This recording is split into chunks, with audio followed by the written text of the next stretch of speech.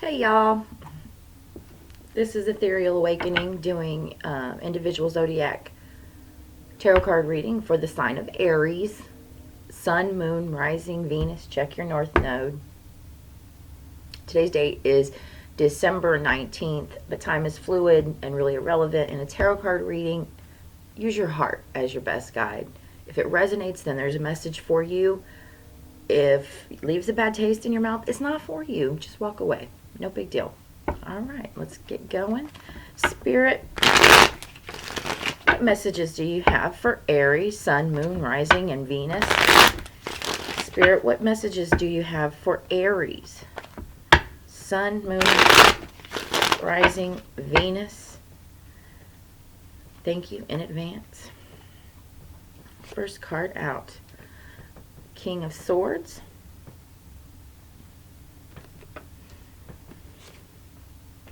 And the Devil. So right off the bat, we got Aquarius and Capricorn energy showing up.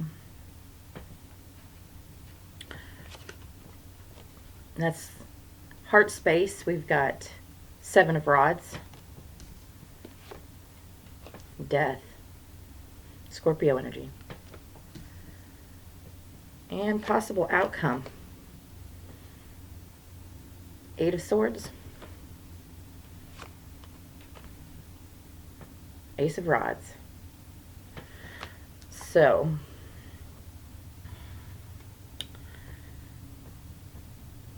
well, I want to say with this current energy being the King of Swords and the Devil card right off the top here. Try not to. There we go. This is probably me not being able to hold cards. There we go. Okay. So this energy right here to me is, as you see, this other way around.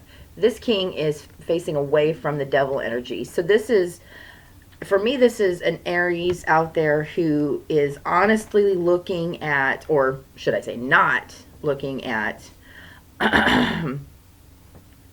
turning away from anything that binds them. This does not have to be a male. This is only masculine energy. This is doing. This is making plans and going for those plans. Putting things into action based off of an honest reflection.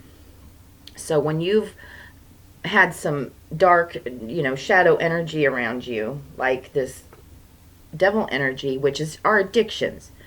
And I'm going to use addiction as a broad term. It does not mean just drugs or alcohol. We can have addictions to watching too much TV, eating too much, working too much, money, church. There are addictions. Anything that you create, if you have to go out and about and around to get this thing on a regular scheduled basis, if somebody's, in your immediate that you love has said, hey, I thought we were going to blah, blah, blah, and you were doing that thing, chances are that's your addiction. Because when we're not addicted to things, they don't interfere with our obligations. People that we've made plans with. People can be addicted to being lazy. These are just shadow aspects of ourselves that we have to look square at and go, you know what? Yeah. These things are influencing my life in a manner I don't find, or the people that love me are seeming to call attention to. So this King of Swords is not looking at these. So there's maybe not recognizing what things are addictions in the current reality. Which that's kind of why I like to do a reading just like this, is to point out that we can be addicted to things other than drugs and alcohol and food, and you could be addicted to sex, gambling, like I said, working out, anything that you feel is taking away from your freedoms to do and be and participate with other people and be fully engaged with the world around you. Work and money are probably two of the big ones that in this 3D reality we got going on right now, people seem not to think that those are addictions. And oh, yes, they are. Money, I would say, is number one. I think that the addiction to money is probably the one that keeps you in a false ego the longest. Because it's all energy. Everything's energy. So you know, it's at the bottom of the barrel. We're all addicted to the same things. All addicted to energy in whatever form we're getting it. Because it's giving us an emotional energy boost. That's what creates that dopamine craving in our brains and seeks us doing that thing more and more. So, again, this to me is an Aries who maybe isn't recognizing what things are creating this defensive nature in your heart. Your heart is constantly having to, people are noticing. You know, you said you were going to do this and you were off doing that thing that you're addicted to. But with the death card here, following the defensiveness, it's recognizing that that defensiveness needs to die. Because the outcome is feeling stuck. So you're feeling stuck based off of not recognizing what things you might be addicted to outside of, you know, what society has told you. Well, society says drugs and alcohol are addictions, and I'm not addicted to those things, so I'm okay. Well, it's creating this defensive sense of you. Sex is another big addiction. So if you're constantly having to defend what you were doing, why you were doing it, you said you were going to do this, but you didn't, you're constantly feeling like this. This is spirit coming in, recognizing that that nature needs to die. Something about that. So in your heart, you know that being defensive like this all the time needs to be done with. So, and your outcome is you feel like you don't know what it is. Why do I constantly have to defend myself? Because you're not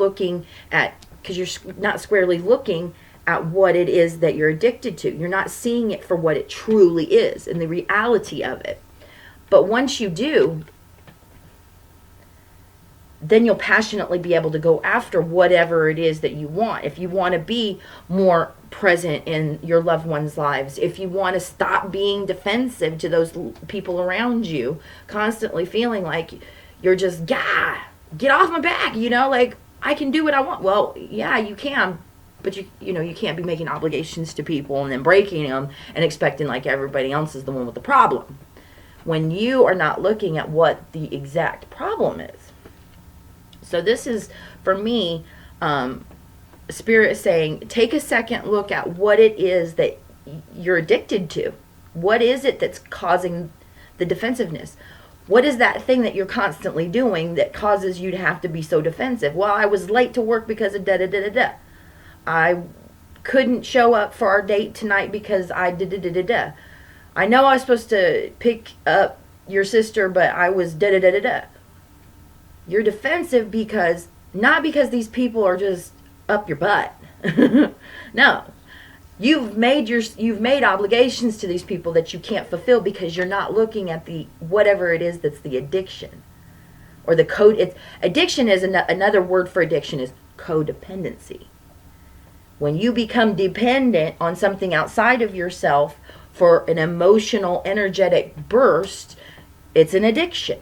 People, we can get addicted to another person. I speak on these things because I've experienced these things. It's almost like, get to the point where you can take it or leave it. This is a mental energy. Feeling like you're stuck. She, again, is surrounded by swords that she put there. And she can use those swords to cut herself free and out. Again, I've said this several times in my readings and I will continue. The blindfold is irrelevant. It really is. It's just there to kind of give you the impression I feel like I'm just in the dark. But be in the dark. It's okay to be in the dark because in those dark moments you'll see precisely what that thing is that's causing you to be defensive, that you need to kill it and transform it transmute whatever this addiction is for you. There's a lesson in it for you that will cut you free from these cut you free from the mental binds with the exact same swords. All these swords are those times that somebody has been up your butt for something and you've been like, God, get off my back. Okay? That's your ace. That's that passion. Now that I recognize this pattern in my behavior, I can transmute it into something that passionately drives me into exactly what I want. Underlying energy. Go within. You know, look seriously. This is asking you to take some. I mean, these are dark cards, blind cards, cards of death, and cards of the devil. Go ahead and put I have meditated in a blindfold for a couple years now. Well, at least a year. It helps me. Put that blindfold on and sit in the dark and meditate. Sleep extra if you need to, because your dreams will have messages for you.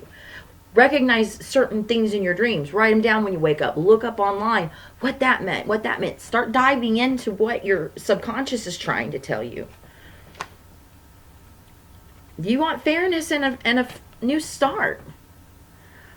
So to me, these three cards on your underlying energy are saying, if you can take the time to just rest, reprieve, reflect, because the fairness that you want in your reality is not elusive. It's not fake. It's not foolery and fantasy.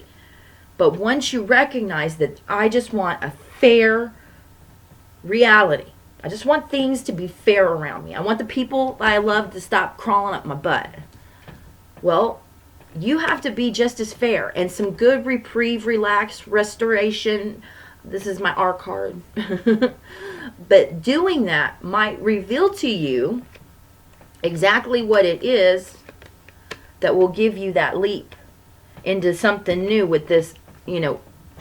He's got that gunny sack, but he's also got a rod in his hand. Exact same rod that is in the possible outcome, as long as you can undo these binds that bind you by squarely saying, you know what, there are things that I'm doing obsessively, compulsively to get that dopamine rush. I'm clinging on to a person, a situation. I'm clinging on to things that aren't good for me. And there's evidence of it all around me. Here's the evidence of you clinging on to something that's around you. Spirit is asking you to go within, take some time, relax, and find out what that is so that it can be the passion that drives you forward. That's all I got for you today, Aries. Hope it helped.